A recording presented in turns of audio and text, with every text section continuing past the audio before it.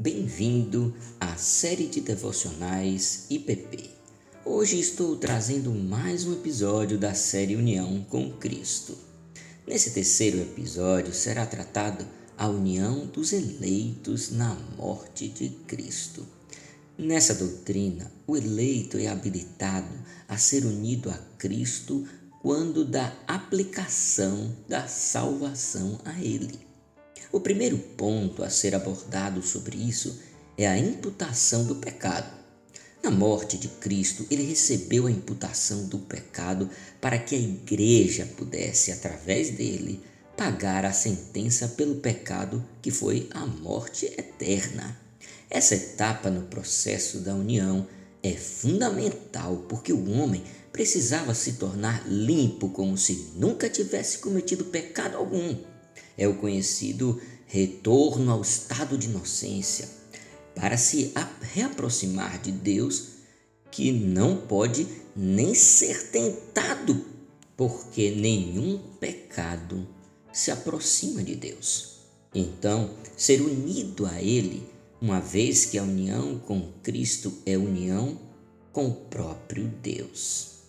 O apóstolo Pedro diz em 1 Pedro 2,24: carregando ele mesmo em seu corpo sobre o madeiro os nossos pecados, para que nós, mortos para os pecados, vivamos para a justiça.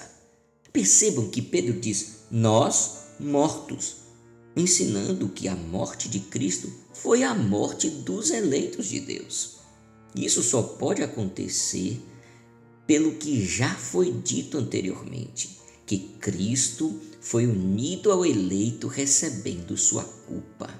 E em 1 Pedro 3,18 diz, morreu uma única vez pelos pecados, o justo pelos injustos, para conduzir-vos a Deus.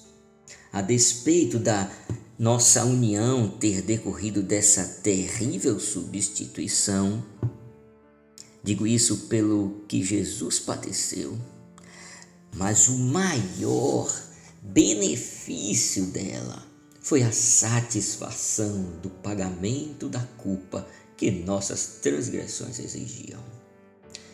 Essa união tem princípios que asseguram a igreja a ter uma condição gloriosa. Essa união é uma união natural. John Owen diz sobre isso que Deus fez toda a humanidade de um só sangue. Atos 17:26, pelo que há uma união e aliança entre todos eles. Portanto, todo homem é irmão ou vizinho de todo homem, a quem a benevolência deve ser mostrada. Lucas 10:36 também diz, e essa união era entre Cristo e a igreja, como declara o apóstolo em Hebreus 2,14. Visto que, pois, os filhos participam da carne e do sangue, ele também participou da mesma, para que pela morte ele pudesse destruir aquele que tinha o poder da morte, isto é, o diabo, e livrar-se todos aqueles que com medo da morte estavam por toda a vida sujeitos à escravidão. Consequentemente, em Hebreus 2,11 diz, tanto o que santifica como os que são santificados são todos um. Esta união é uma união mística. Essa união é ilustrada por diversas uniões na Bíblia. Uma delas é a dos maridos e esposas. A Bíblia diz que unidos, homem e mulher, pelo matrimônio, tornam-se os dois uma só carne. Esse exemplo tem suas limitações, mas considerando o princípio da ilustração, acontece sim de que o homem passe a ser um com Cristo, só que de forma mística. Em Efésios 5:31-32 diz, eis porque deixará o homem seu pai e sua mãe, se unirá à sua mulher, e se tornarão os dois uma só carne. Grande é este mistério, mas eu me refiro a Cristo e à igreja. Ele não é um cabeça ou marido para incrédulos. Sua obra de união passou pela etapa de pagamento do pecado para que sua igreja nele pagasse a punição do pecado e ressuscitasse em justiça unido a ele. Romanos 5,8 diz que ele morreu por nós, estando nós mortos. E Efésios 2,5 diz que ressuscitou nos dando vida. Portanto, a igreja é o efeito da obra da redenção. Nessa união, Cristo é constituído como nosso, para estar em nós, para habitar conosco e todos os benefícios de sua mediação pertencer a nós. Mas para isso, antes Deus fez com que todas as coisas subsistissem nele, conforme Colossenses 1, 17 a 19 diz: Deus encheu Cristo de toda a plenitude da divindade e por conseguinte nós temos toda essa glória para nós, conforme Colossenses 2, 9. E nele recebendo o Espírito em toda a plenitude e não por medida, todos os tesouros da sabedoria e do conhecimento estavam escondidos nele, como Colossenses 2,3 também.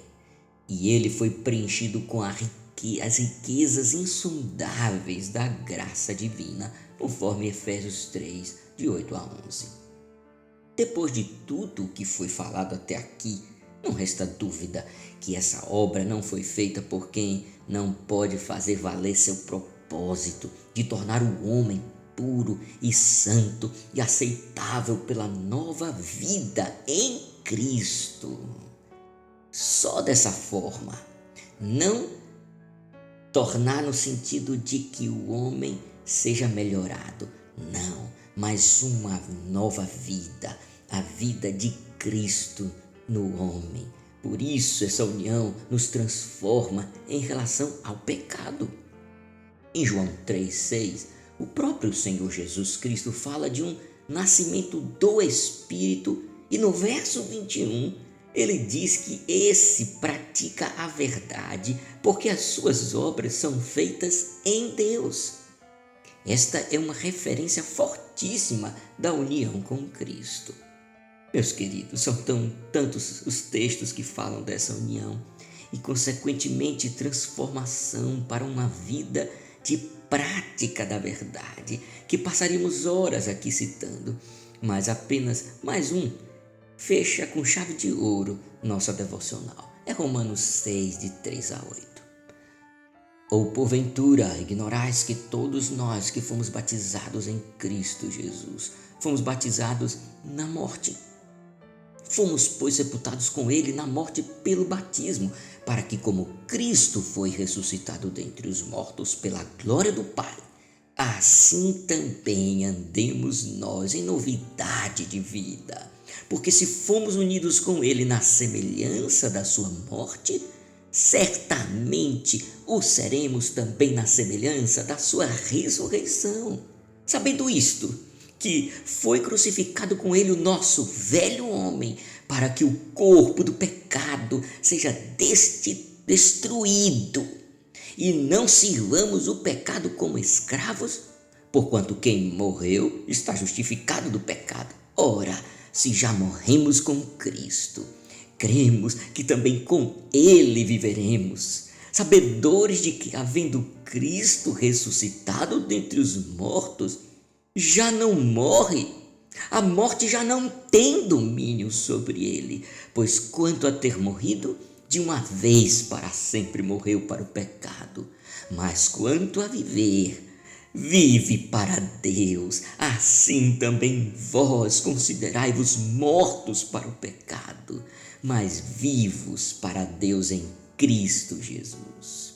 Que Deus os abençoe e aplique essa verdade ao seu coração, para que você se deleite e seja fortalecido na prática da vida cristã.